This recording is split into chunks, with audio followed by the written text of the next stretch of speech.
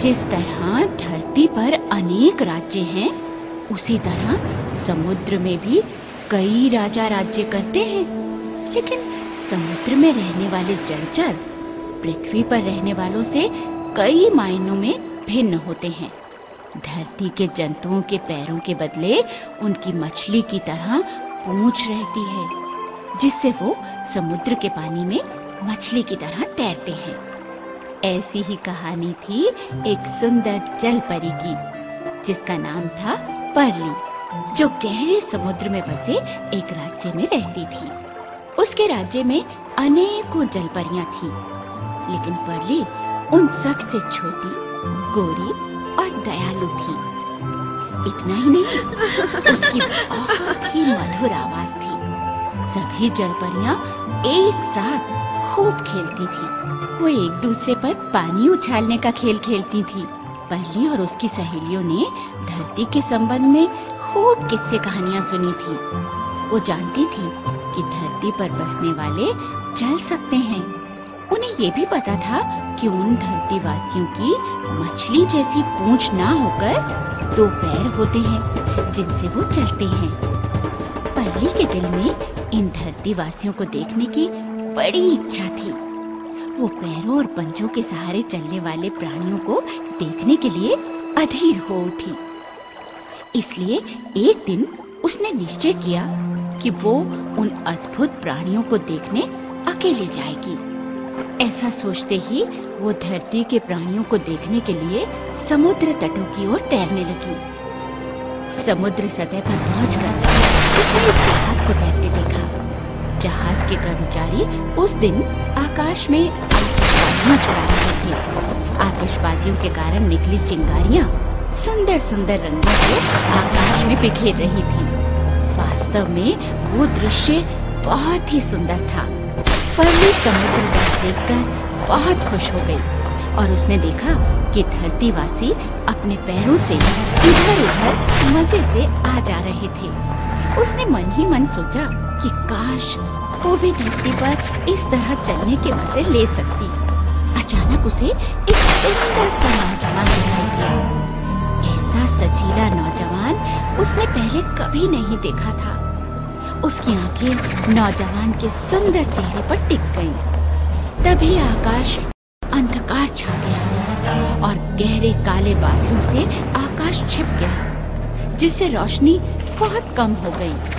आसमान में बिजली कड़कने लगी। मौसम एकाएक बहुत खराब हो गया, जिससे समुद्र बेहद खतरनाक हो गया।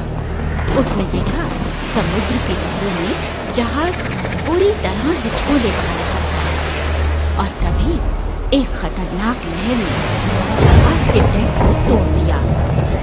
लहर अपने साथ उस सुंदर नौजवान को गहरे समुद्र की ओर बहा चली। ये देखकर परली ने समुद्र में डुबकी मारी और नौजवान को डूबने से बचा लिया।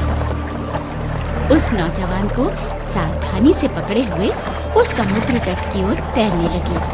कुछ समय बाद तूफान का खतरनाक दौर खत्म हुआ। जब परली और नौजवान समुद्र तट पर पहुंचे, उस समय सुबह हो रही थी। नौजवान अब भी बेहोश था। परली ने नौजवान को तट की गीली रेत पर लिटा दिया और उसके बालों में हाथ फेरने लगी। उसे उस नौजवान से प्रेम हो गया था। नौजवान को बेहोश देखकर उसके सब्र का बांध टूटने लगा। कुछ समय बाद नौजवान को होश आने लगा। जैसे ही परली को लगा कि वो नौजवान बच गया है, वो उसे छोड़कर वापस जाने की तैयारी करने लगी। उसके होश में आने से पहले ही परली पानी में वापस चली गई। लेकिन कुछ दूरी रखकर परली ने नौजवान पर नजर रखनी शुरू कर दी। अचानक उसने देखा एक युवती उस ओर भागती चली आ रही थी, जिसे देखकर फिर उसे ख्याल आया कि काश उसके भी पैर होते और वो उस नौजवान को बता सकती कि उसे बचाने वाली वही है। उस युवक और युवती ने एक जहाज पकड़ा और घर की ओर रवाना हो गए। परली को युवक से प्रेम हो गया था, इसलिए उस युवक से बिछड़ना उसके लिए असहनीय था। इसलिए चांदनी रात में वो युवक को देखने के लिए बार बार समुद्र तल पर आ जाती। परली की ये हालत अन्य जलपरियों से छिपी नहीं थी।